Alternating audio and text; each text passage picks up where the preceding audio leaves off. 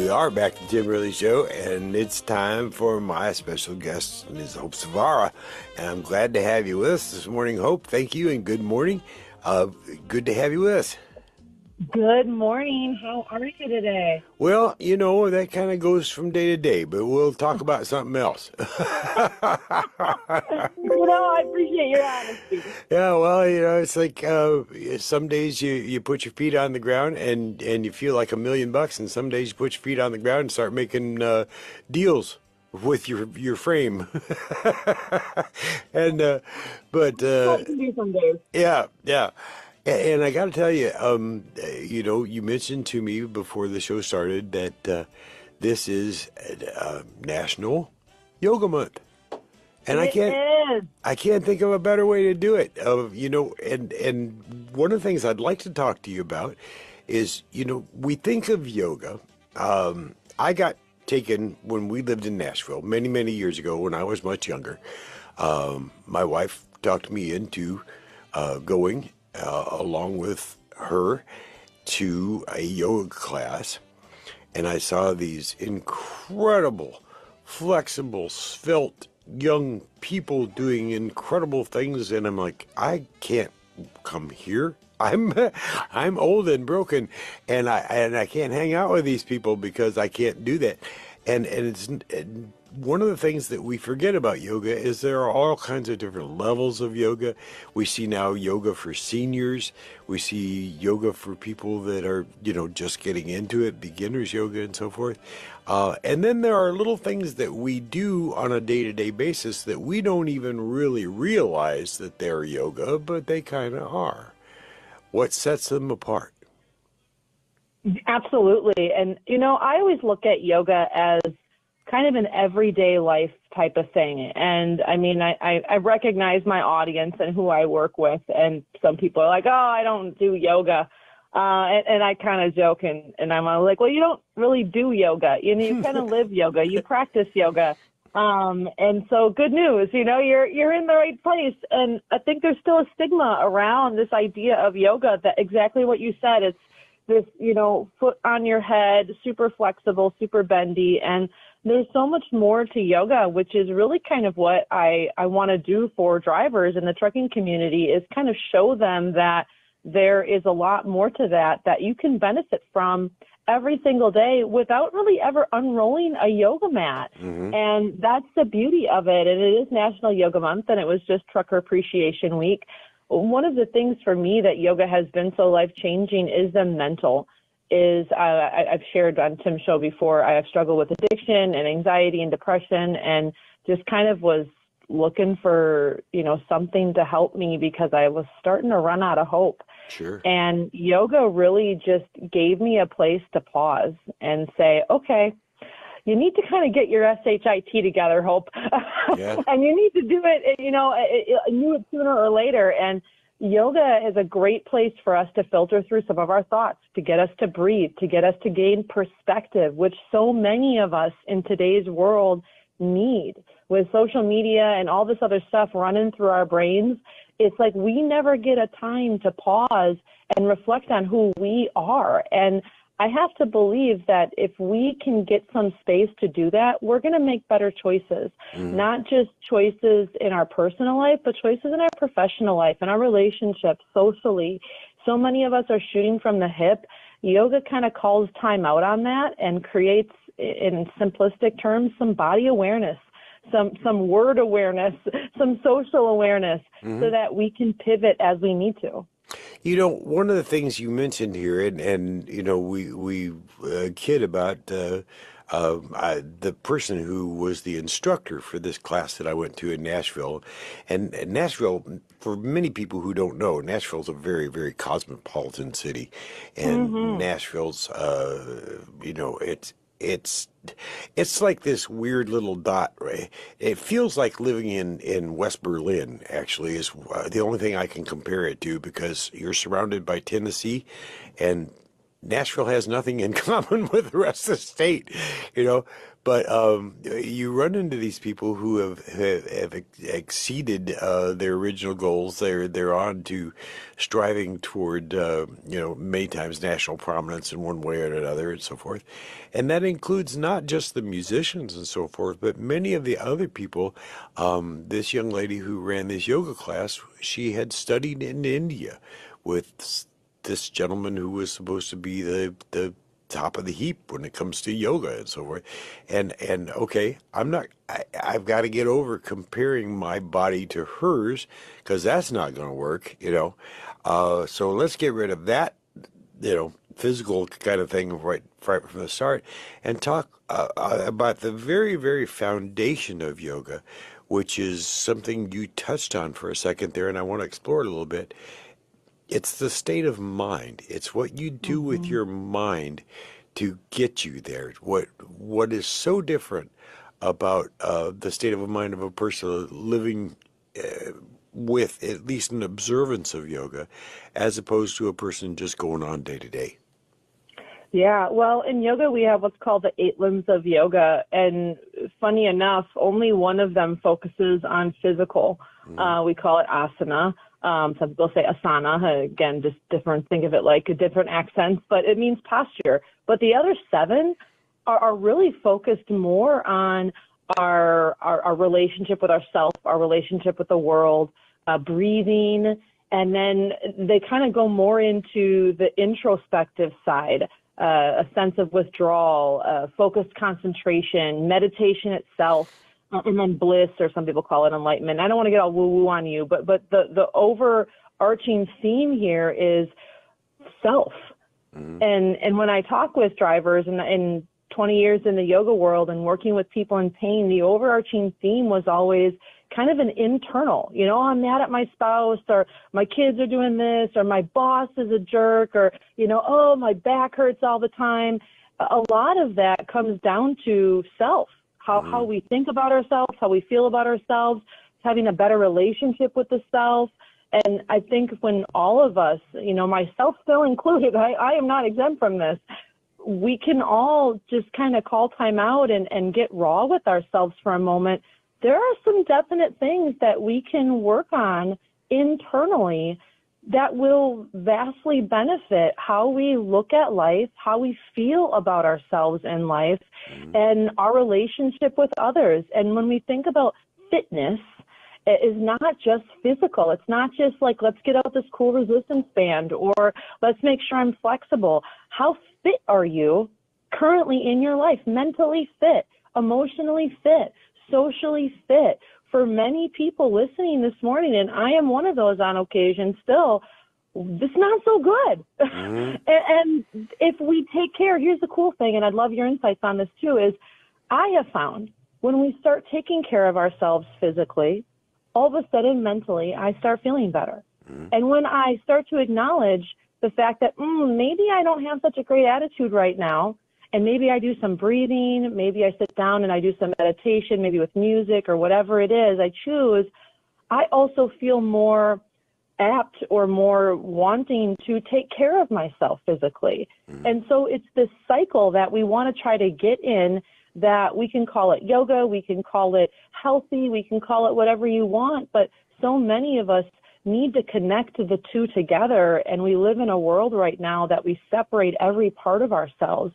And yoga literally means union or yoking. I think it might be time we consider that approach. Yeah, I couldn't agree more. And I'll tell you what, it's funny you mentioned music, because when many people think of yoga, you know, we have a channel here on Sirius XM that has meditation music. We have another one that has what's called spa music and so forth. And that's usually what we associate with. But on the times, and I have to admit, I'm a slacker when it comes to this, but on those days when I really, really try to find my space, to just open up inside and get that kind of it. I have a whole different music playlist than other people. The one that gets me started more than anything is Buffalo Springfield's For What It's Worth. I don't know what it is about that song that just makes my mind open up. And I love that. yeah, and it's like for different people, it's different things. And if you don't like that kind of music, that doesn't mean that's what you have to do to practice yoga either. Absolutely. And for those of you listening, if you're still kind of like, yoga, I mean, start small. Things as simple as waking up and sitting on the edge of your bed and just rolling your shoulders and stretching and sitting for 5 breaths and just breathing and visualizing the day that you want to go, like being present. That is yoga, really trying to go from the doingness to the beingness of life is really what we're trying to do. And when I feel disconnected, when I feel like I'm losing control or things aren't going my way, it's usually because I'm not present. It's usually because I'm trying to do life. I'm not being present in life. And that might sound cliche to some people, but man, when I really pick it apart and look at it and reflect, it is so true. I'm forcing things. I'm comparing. I'm trying to, put the cart before the horse. And yoga really kind of says, slow down. Let's just pause for a second and let's just kind of feel the moment and let's breathe and let's be present. And if you have ever taken a yoga class before, there's that feel you talked a little bit about comparing. It's like the need to, be the one that can touch the toes, push as deep as you can. And that's not really what it's about. It's really about finding your edges, kind of like a baby when they're wrapped in a swaddle blanket. It's like they're moving around trying to find their edges. And for many of us listening this morning, you're feeling a little out of control because you haven't slowed down to feel your edges in life. Yeah. And go, okay, what's around me? Well, I don't like to spring things on my guests. I think that's rude, but I'm going to do it this morning. And maybe you'll forgive me or I'll be gone by the next time you come on. But let's do this. I do have a question. A simple exercise for anyone who's a doubter to do and actually feel some results. We need to take a break right here. I'll give you a minute to think about that. And when we come back on the other side, let's talk about that. One little simple exercise. If you're a doubter and you really don't feel like this has got benefit for you, let's go to Hope and say, okay, try this one thing and see what happens. This is Michael Burns in for Dr. Tim Ridley this morning here on the Tim Ridley Show on Radio Nemo, Sirius XM 146, the Road Dog channel, and on your Sirius XM app.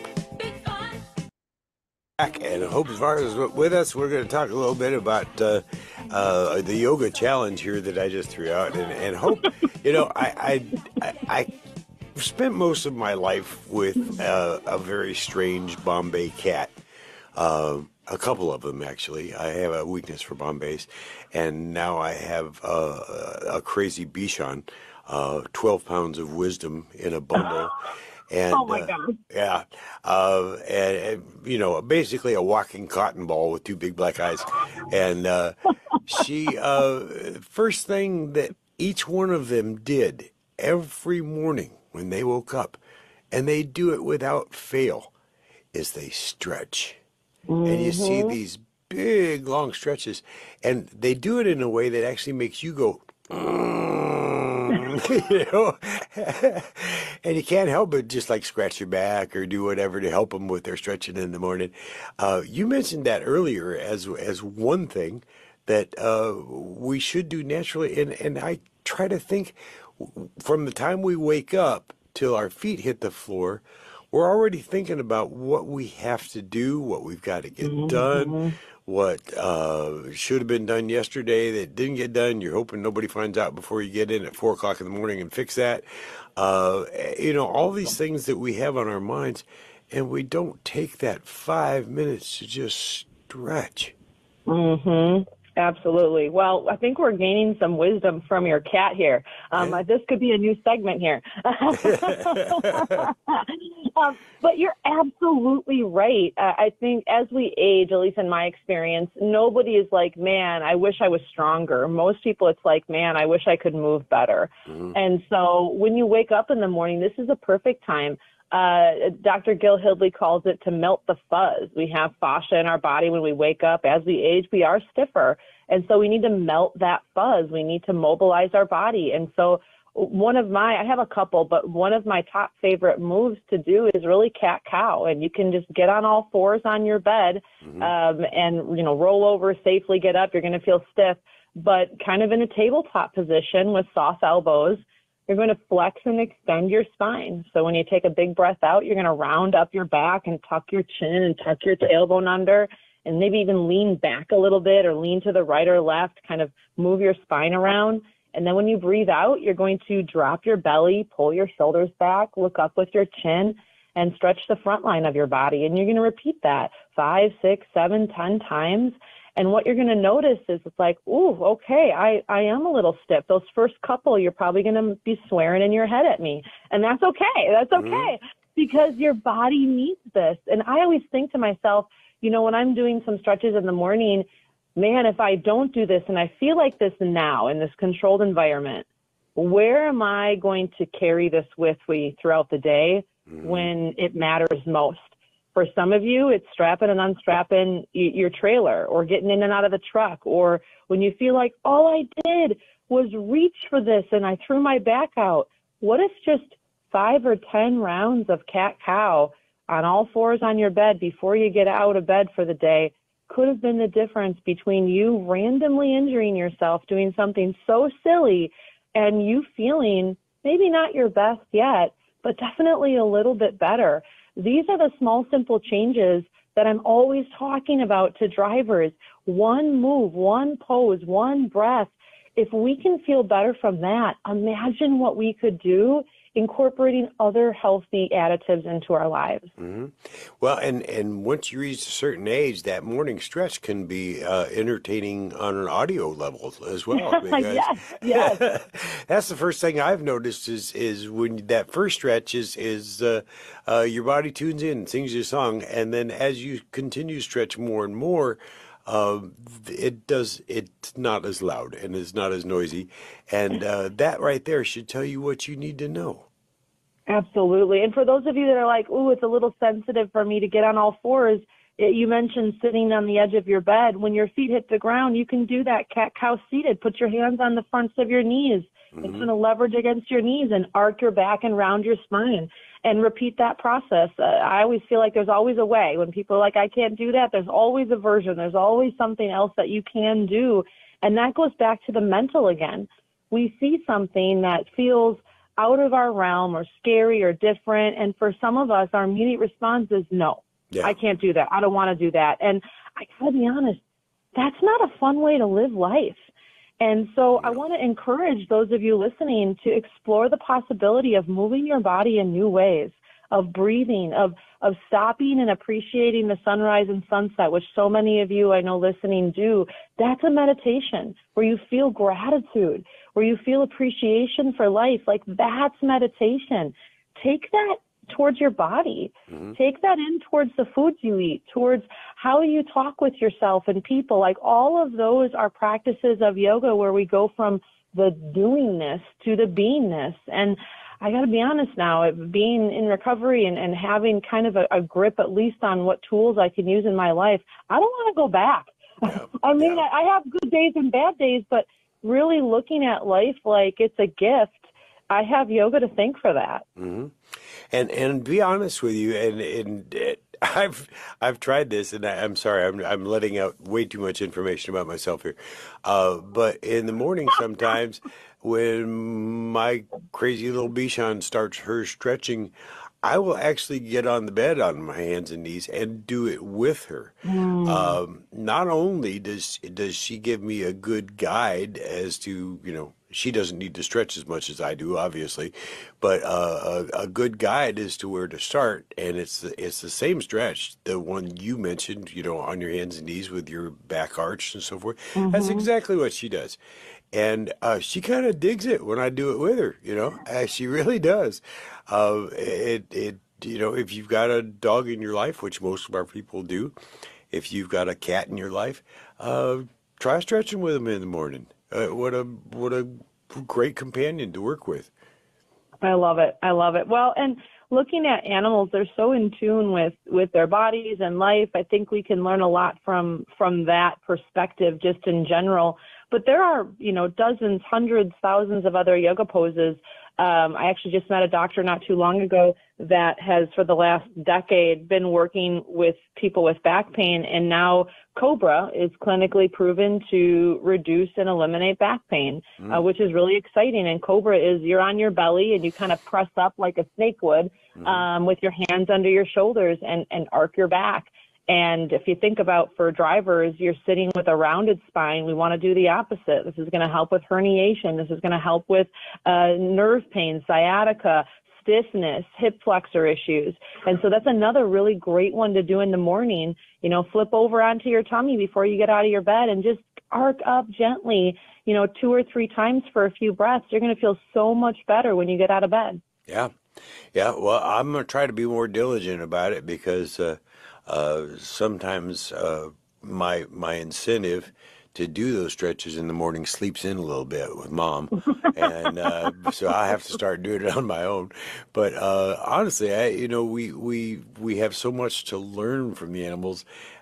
It's funny because you mentioned different perspectives and so forth, and you mentioned that because of things that happen in your life, because of addictions, because of issues that maybe do nothing more than a chemical imbalance in your system that you have to deal with.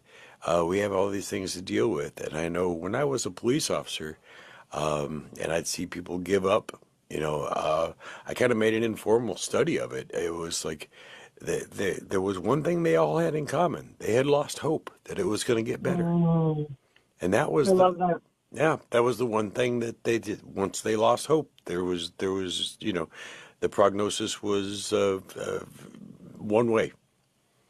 I love that. Well, I felt the same way, literally and figuratively. Yeah. But that is so true. And so for those of you listening and you're feeling like, man, you're kind of at the end of your rope, maybe you haven't tried everything. Maybe there is something else out there for you, and maybe it comes, with the idea or the history of yoga just to help you feel good again, to help you be in your body, to help you feel like there's a life out there for you living, because there absolutely is. If someone hasn't told you lately, you matter, and I appreciate you. Hope, thank you so much for being here. You matter, and we appreciate you. And if I'm here next week, let's have a discussion on something people have been seeing a lot lately in social media and so forth. It's called yoga for seniors. I want to touch base on that. We'll be right back. No, we won't be right back. It's time for the Dave Nemo Show. And I'm going to turn it over right now